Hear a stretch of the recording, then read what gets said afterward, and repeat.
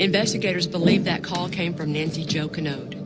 Her daughter came home from school thinking a everyday, normal day just to find her mom murdered. I got to the top of the stairs, and I just saw her feet. I couldn't look at her, so I just ran back downstairs. When the police arrived, they found Nancy Canode stabbed and strangled in her own condo. Nancy's daughters have been fighting the fight for a long time, too. They got him to reopen the case. They put it all over the paper.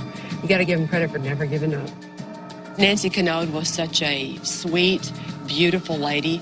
She was involved in her church, involved in several different charities, and was a loving mother to her 2 young daughters and her son. It's really sad to think that potentially the very last thing anyone heard from her was her cry for help. It has been 16 years and still no answer. Police consider her killing a cold case. Years later, the case is still unsolved.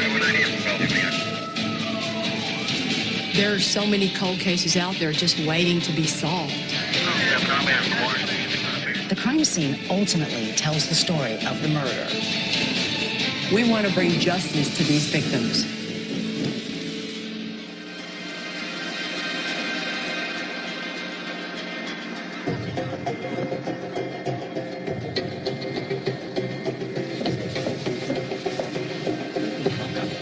Hey, good morning. Sean Tice. Hey, Yolanda. Sean Tice. Nice to meet you. Bobby Dean. Nice to meet you. Nice to meet y'all. Nice to meet you. We're glad y'all are here for the Canode case. Yes. It's actually right there on the board behind you. That's yes, this is our unsolved homicide case board. As you can see, when we solve one, we stamp it solved. So we're hoping by the end of the week, y'all can help us put it solved on that'd be Nancy. nice, wouldn't it? Nancy was just a super likable person, would go out of her way to help other folks, dedicated to her husband and her family and her church. Unfortunately, one of the saddest victims you get in homicide. Let's go start working. Show us where we are. All right, let's do it. Telling us everything. Mr. Spangola. How you ladies Hey, doing? Steve. This week, we're bringing back Steve Spangola. He's a very skilled interviewer, and in a case like this that's 33 years old with so many witnesses, we're really hoping he can get us to where we need to be. Sean, so tell us the beginning of the case. March 3rd, 1981, about 7 o'clock in the morning, the Bell South operator, Loretta Brown, received a call from the Canode residence. There was a woman asking for law enforcement. At some point during that call, she hangs up. The sheriff's office at the time doesn't go to the residence. About 3 o'clock, her 15-year-old daughter, Suzanne, got home from school. I came home, and I put down my books, and I called Mom twice, and she didn't answer. Suzanne describes that she gets to the top of the stairs. She looks at Mom's room, and she sees Mom's feet. I got to the top of the stairs, and I knew I probably couldn't do much.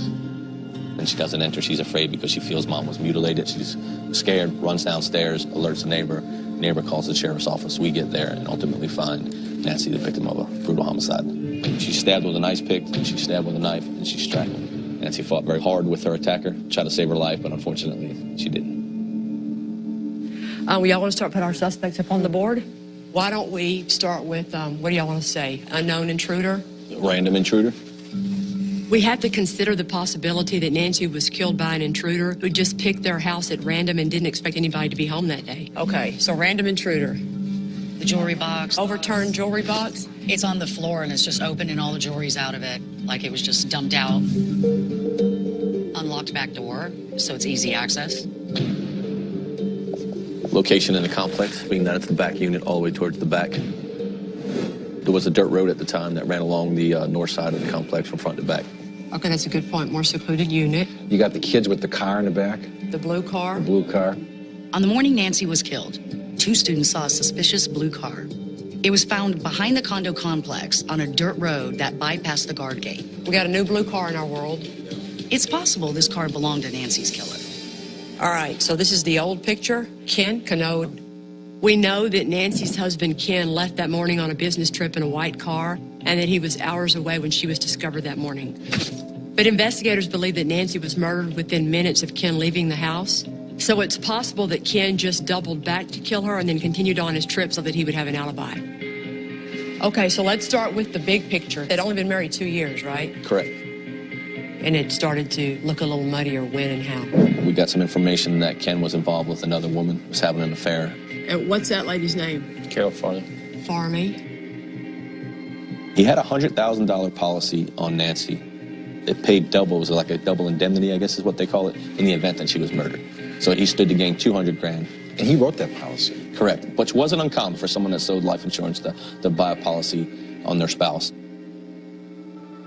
We know that Ken Canode collected $147,000 on that life insurance policy.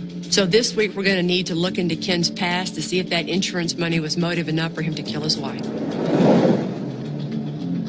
Or if way back in 1981, Nancy Jo Canode was killed by an intruder who got away with murder. We're going to go see the two daughters right now. Suzanne and Shuri. It's a 33-year-old case. How long you been talking to them? Since 09, so what's that, 5 years? How are y'all? Suzanne and Shuri are two of her children from a previous marriage. They have pushed this case. They have tried to get it moving prosecution-wise for a long, long time, and I'm glad to shake their hand. Tell us some memories and stories about your mom. Yeah, she was my best friend. I mean, I'll be honest with you. We had talks, private talks, when nobody was around. She taught me how to cook. I remember Mom, she used to brush her hair 100 times a day. Yeah. And then she would tell me to do that. And yeah, I think every child thinks their mom is the most beautiful. But yeah, she literally really was like the prettiest homeroom mother anyone in the neighborhood just knew. She was very beautiful. I just remember calling her name and her not answering and walking up the stairs. And I saw her feet, and I turned and ran and went back down the stairs to call police. And you knew not to go all the way in the room. You didn't go all the way in the room. Something stopped me. I don't think I knew, but something, perhaps in grace or something stopped me from going all the way into the room because I heard that it was a terrible, terrible scene. I remember just running out and shouting and crying and going to the Thompson's house, frantically knocking on their door. So I started calling that morning, and then when this man answers, and he said, "This is Officer so-and-so." And he goes, "You need to come down here right away." And I said, "Oh, my goodness." And I don't even remember. I can't remember the drive down there. My father was there. I grabbed him. I said, "Please tell me where my mother is." And he said, "She's gone." And I was like, "Do what?" And he said, "Yes, I'm sorry, Shuri." She said, "Something bad's really happened." And I was freaked out. And I just grabbed my sister and I held her. When was the first time you saw Ken after this happened? I don't think he even cared to walk over and say a word to us until the funeral. Maybe not until the funeral. Nothing? It was just, no, not from my memory. He never seemed emotional. Nothing. Anyone, our cousins, they all say how odd it was that he was not very upset. How did you watch how losing your mom affected your grandmother? Oh, I'll be honest with you, it tore her up. But even worse, it tore up my grandfather. I think that's actually what killed him. It sent him over the edge, too. He couldn't handle it because his little girl was gone. This tore our family up. It's never been forgotten in my mind. And I'm so happy that it's not forgotten. Thank you.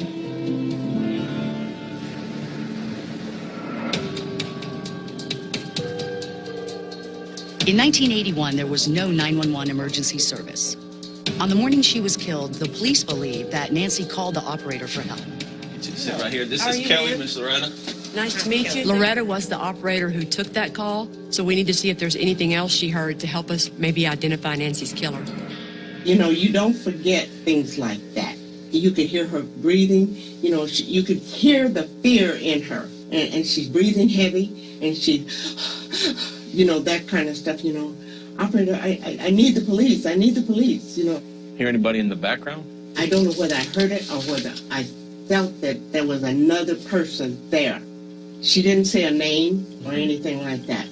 The minute I hear the way she was reacting, I hit the button. Okay, and hitting the button means what? Show us. The manager comes in and plugs in, or a supervisor plugs in. But she wasn't on the phone that long. Since they did not have the technology back then to trace the call to an exact address, police were never sent out there that day. In the wake of Nancy's death, Ken actually sued the county for not responding that day. By the time the supervisor came on, she was gone.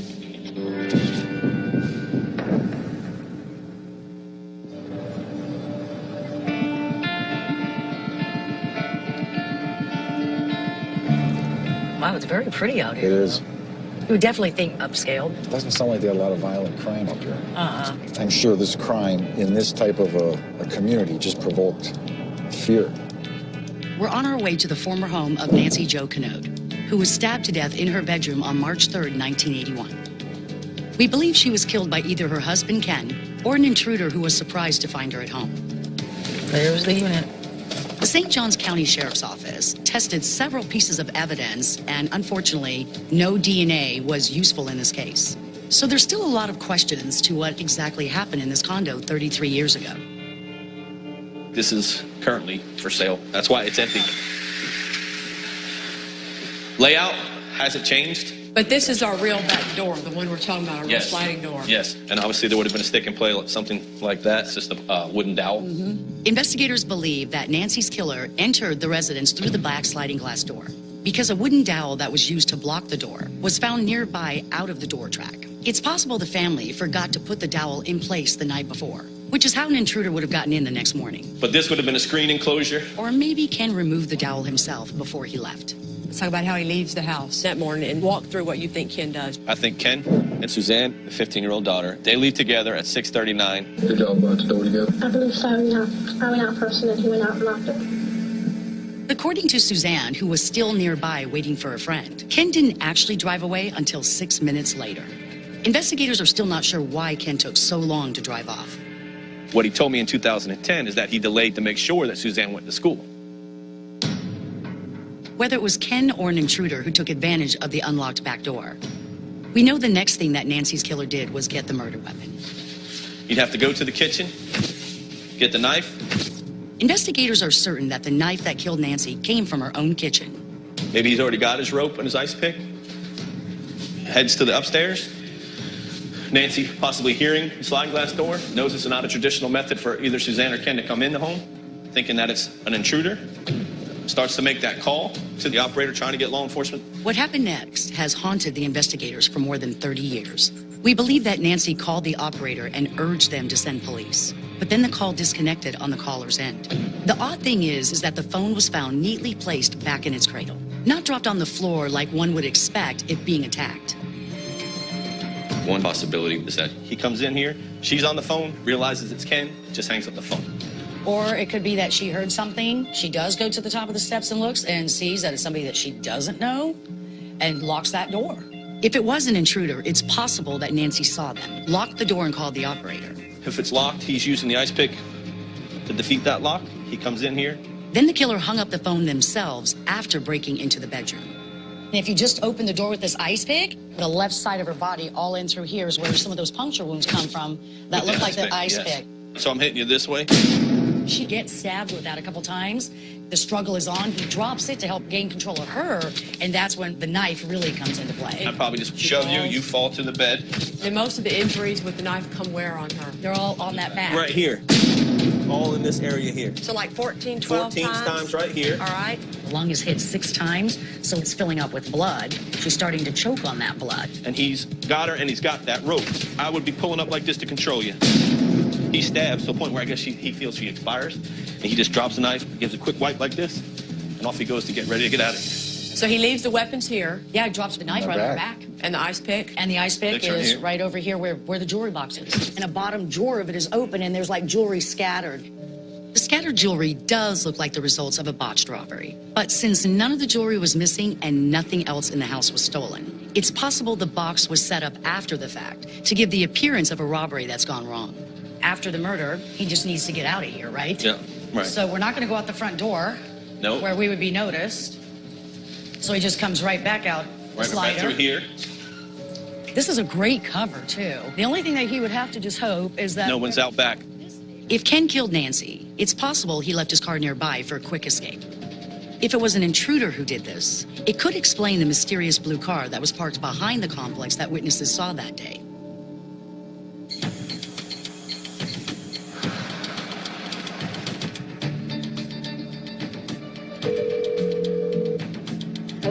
Hey, Miss Cadenhead, it's Detective Tice.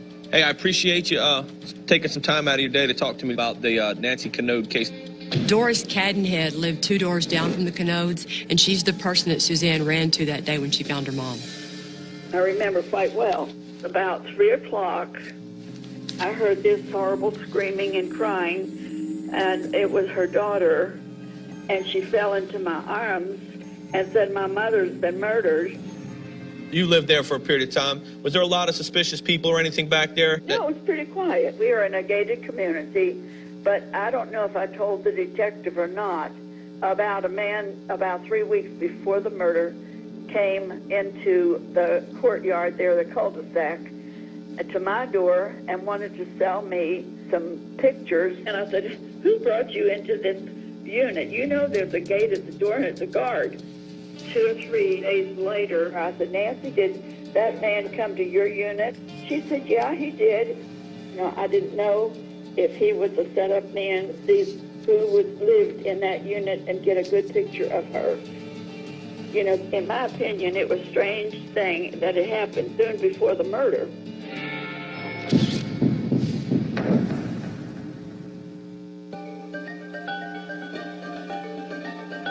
On the morning of March 3rd, 1981, Nancy Jo Canode was brutally murdered in her own home. 33 years later, we believe she was killed by either an intruder or her husband, Ken Canode.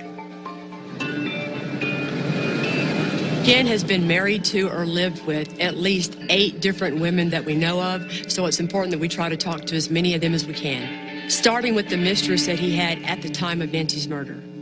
How'd you hear about Nancy being killed? The next day, he called me. What did he say when he called you? He was very upset, Mm-hmm. and he said someone had killed his wife, and he was going to come back here. Did he come by? Yeah. We believe that Carol and Ken left for a vacation resort just hours after Nancy's funeral. We found some paperwork of a resort called the Breckenridge Resort. Does that ring a bell with you? Breckenridge does, for some reason. Okay. Why? Well, Ken checks into the Breckenridge Resort, and he signs his name, Kenneth Farley. Farley? Yes. And the people down there seem to think that he was with a female, and we believe that that was possibly you. That's the receipt that Ken signs. Look at this for me. See, he signs Ken J. Farley. Number in his party, 2. I don't know. I Is don't it- remember going anywhere with him during that period of time. Okay. Do you ever remember anything about a necklace with a... A diamond on it? Yeah. Yeah, You do? yeah. Where'd you get that? From him? He gave that to you? Yeah, why? Because it was Nancy's. Nancy's. Oh, God. I didn't know that. Did Ken ever tell you that he killed his wife? No. Okay. Did Ken ever tell you he had someone kill his wife? No. Okay. It's really disappointing to think that someone who was so close to Ken at the very time of the murder can't give us something more helpful.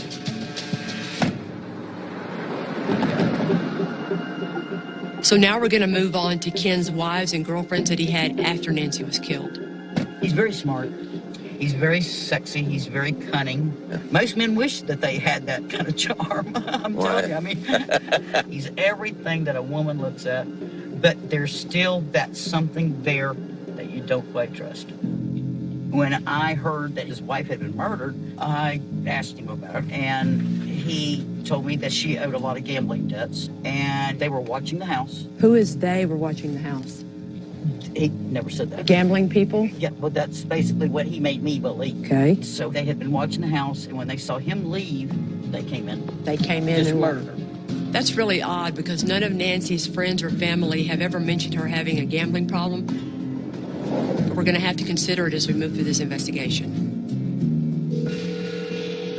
Hello? Hey, Pat, this is Sean Tyson, Florida. How are you? Fine, thank you. Patricia dated Ken in 1985, 4 years after Nancy's death. How did you meet Ken? My husband had died, and I was really not going through a real good time, and I went over to a bar in San Antonio, and there he was. How long after y'all met at the bar do you think he moved in with you? 2 weeks, probably. 2 weeks after. Very quickly. Very, very quickly. At that time, I had a lot of money. And after he moved in with me, he started going out to the local banks. He implied that, you know, we were an item. And so suddenly he got a loan from the bank. Mm-hmm. And then he got a car. And then he bought me a lot of jewelry that, you know, but I didn't know I was paying for all of it. I lost my house. I lost my company. Lost any car I had. That was the end. I mean, it was the end of all of it. How long did it take him to take all your money and make you lose everything like that? It wasn't a year. Was he working at the time? Well, he didn't work except he worked me. He was drunk most of the time. And he would leave. He would leave my house, you know, like, and just stay out all night and go somewhere. go somewhere else, probably some other girl or something. He just leaves me at home. And that's when I went out to this beer joint kind of country place.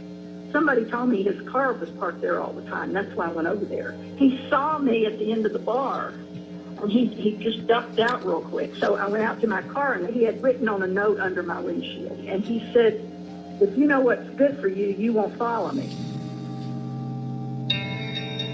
Patricia paints a pretty disturbing picture of life with Ken, which raises even more questions about what it must be like to be married to him. You met him in Jacksonville? Yes, a girlfriend of mine introduced me to him, and she obviously didn't know what he was. Right. He worked for a property association. He was their manager, and he stole a bunch of money from them.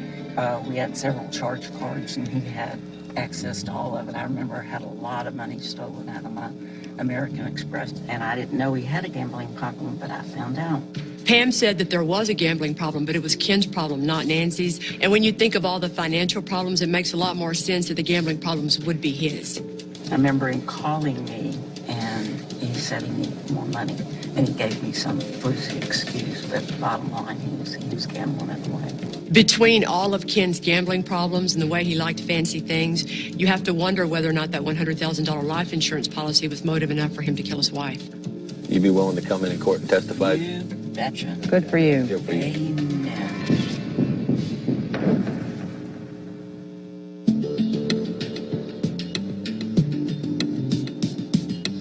We believe that Nancy Canode was either killed by her husband Ken or a random intruder who happened upon their house not expecting anyone to be at home.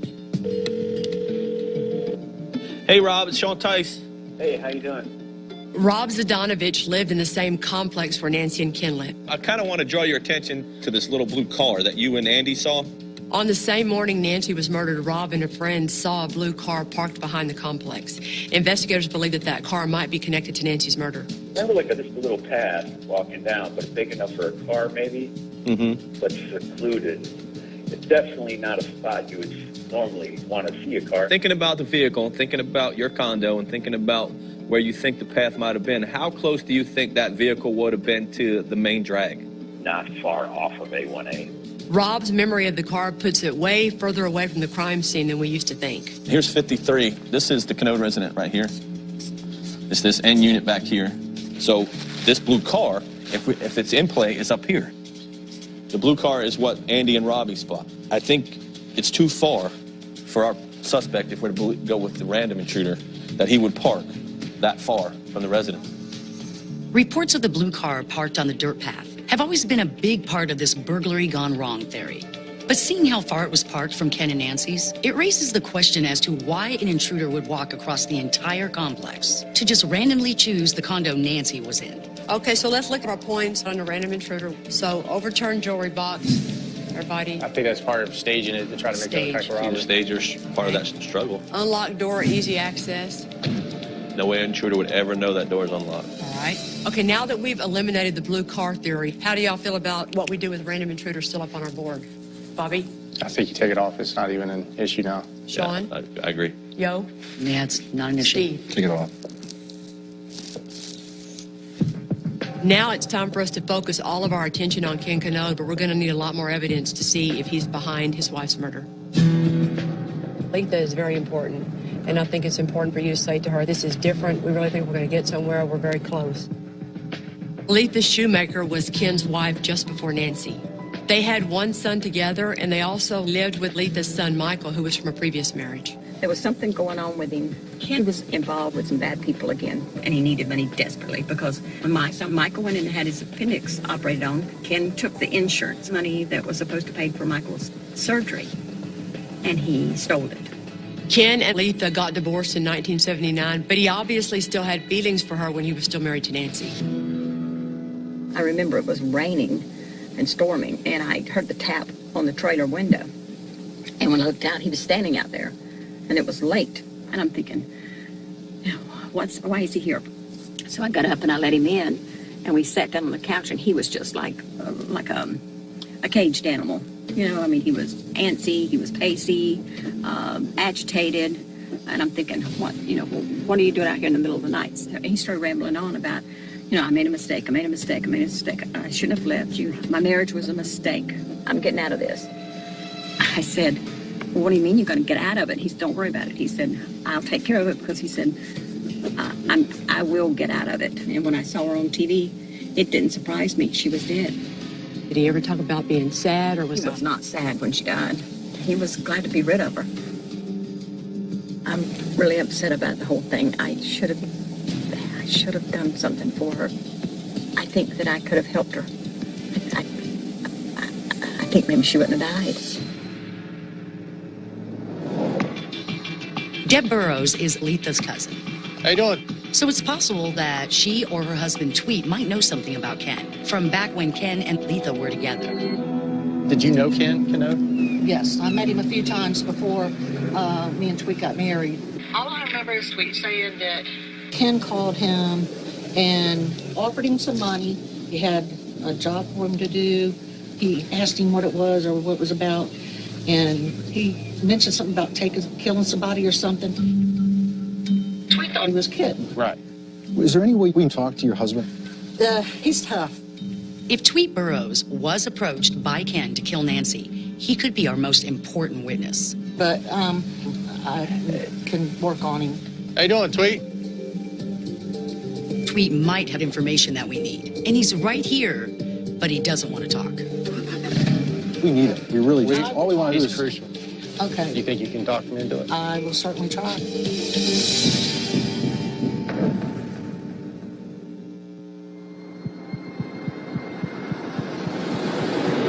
Deb Burrows told us that her husband Tweet might have some important information about Nancy Jo Canode's murder in 1981. Ken called him, mentioned something about killing somebody or something. I think this might be her again. Sergeant Dean. But so far, he's been unwilling to talk to us. I'll be there in a minute. Was that Tweet? That's Tweet. Now Tweet is asking us to come back to his house. So I'm hoping that Deb was able to convince him to tell us what he knows. Thank you, first of all, for talking to us. I'm more than that. Like I said, yesterday we just called. That's okay. We all have them, trust me. Well, do you remember a phone call in reference to Kenneth Canode offering you some money to do something? Yeah. I want to say it was $10,000. Did he say what that $10,000 was for? To take somebody out. Did he say who it was in reference to, as far as who he wanted to take out or who he wanted to murder? He said wife. He specifically said wife. The best that I can remember, yes. What were you thinking? And it just don't click that it was real. It'd be like, man, this is a joke. Right. What's going on? Right. Is that how you took it? Yeah. I mean, I didn't have a clue. We were supposed to meet at the Famous Amos early in the morning. I went there just to find out, was he legit? You know, what's going on here? Gotcha. You know? Okay. So I pulled in the parking lot, walked up to the front door, looked through the window. Is he facing the door? No, sir. He was facing this way. All right. Here. So you got, what, a side view of him? Yes. Okay. No doubt it's Ken. Right. Wasn't no doubt in my mind. Okay. I look in the window and seen people that I thought, uh-oh. I knew if I walked in there, I was dead.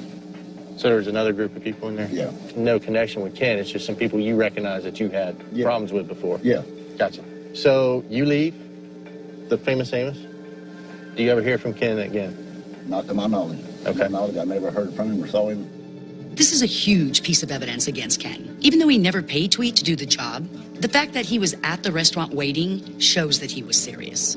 If this goes to court, you'd be willing to testify against Ken? I wouldn't have no choice, would I? Are you afraid of Ken? I'm just asking, are you afraid of Ken at all? Well, to be perfectly honest with you, in something like this, yeah, it bothers me a little bit that I could be retaliated on. Ken may have been unable to get Tweet to kill Nancy, but it's possible he found someone else to do the job, which may explain some of the evidence at the scene that looks like maybe an intruder killed Nancy. But if Ken paid someone to kill Nancy, he can still be charged with murder.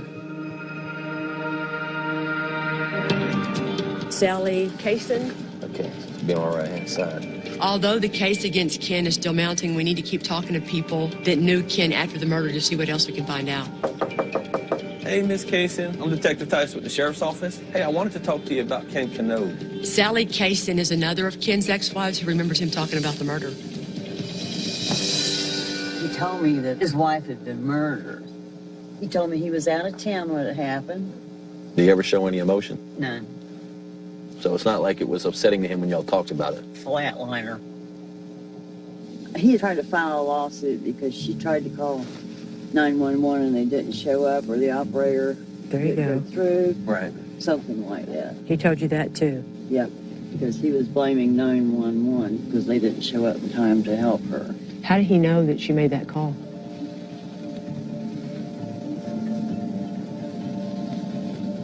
I don't know. Okay. Although investigators have since released information about that phone call, at the time Ken told Sally that was still privileged information. So the fact that Ken knew about that call is really odd. Back in 1981, Ken was trying to say that he learned about that phone call from a friend who worked at the phone company, but he wouldn't give the name. In 2010, Corporal Tice sat down with Ken and asked him about that specific phone call. How did you find out about the call? Someone that I grew up with called me from the phone company. And you still don't want to tell us who that person is? And my question would be why? Why? Because I may need them one day for something. I don't know where all this is going to go, you know? I suspect that this could get tuned up again. Well, I think you're right. But if you truly wanted to be out from under that cloud of suspicion... If he is still working for them, see, he could lose his job. I would say to you that our intent... His name, I'll give you his name. Okay. Jim Stokes. Mr. Stokes, are you there? I am. Did you ever work for a phone company? Yes, I did. Retired for 31 years for phone company. I'm investigating a case that involves a person, Kenneth Canode. Does that name ring a bell to you? Yes, sir. I went to high school with him. I know him, yes. Okay. His wife was murdered back in March of 1981, and there was a phone call made from the residence, and during the investigation, Mr. Canode claimed that he got information from a friend who worked at Southern Bell. He mentioned your name and that you were possibly that person he got the information from. I can tell you, I did not have access to that information. If I did, I certainly would not share it with anybody because that's proprietary information. I certainly wouldn't risk my job for anybody. So by him making that statement is totally false as it relates to you, correct? That is absolutely correct.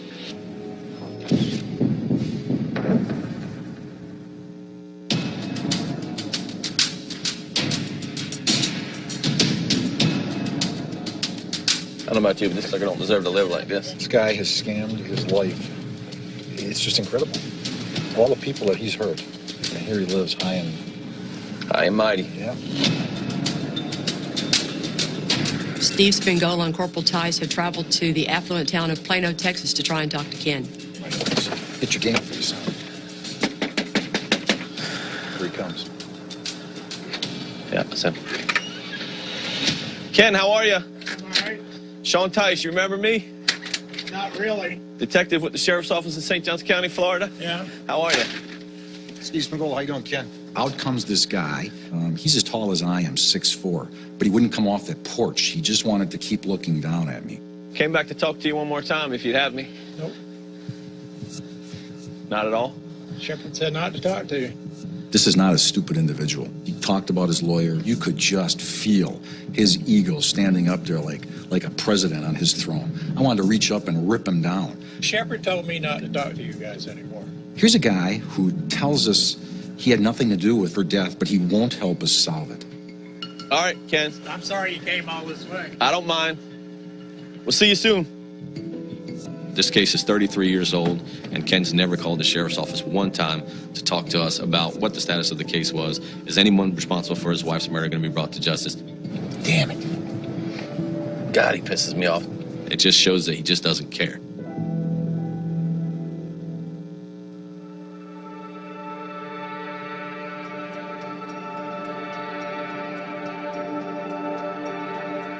You've been fighting this fight for a long time. Well, me personally, 5 years. Others before me, for sure.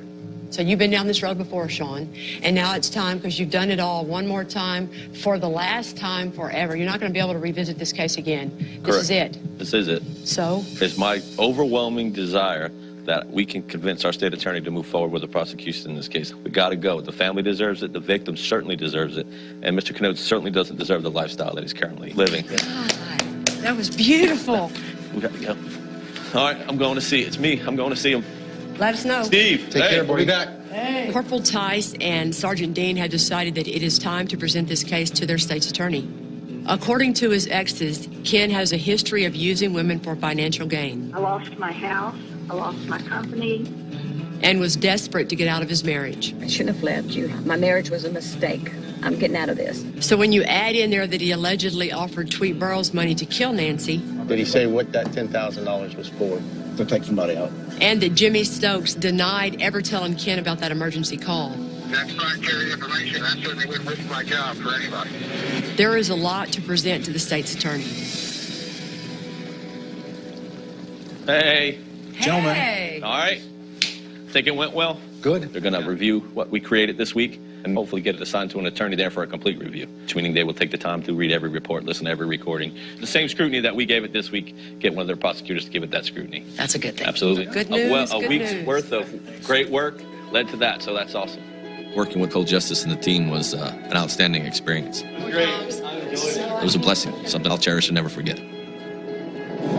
Even though we don't have a solid yes from the state's attorney's office yet, there is still great momentum for this case. We're just hoping that the family's going to understand that. We met with the state, and they're going to give it a good look, I think, and then we'll see where we come out after that look. So we're way ahead of where we were, so that's a positive thing. We would all tell you that after all the work that happened with this group effort, the case is better. It's firmer, it's stronger, and you wouldn't be sitting here without this man. Hope you wouldn't. And I have to say that his department and he and his partner are fantastic. I would never have expected this in a million years. I don't even know what I could do to tell him how much this means to me. I appreciate everything you have Without done. you guys coming in and doing all this, you've worked so hard all week. When we started working on this case, the ongoing investigation had stopped. Nobody was talking about it. Now everyone is talking about it. It's moving forward. They are all working together as a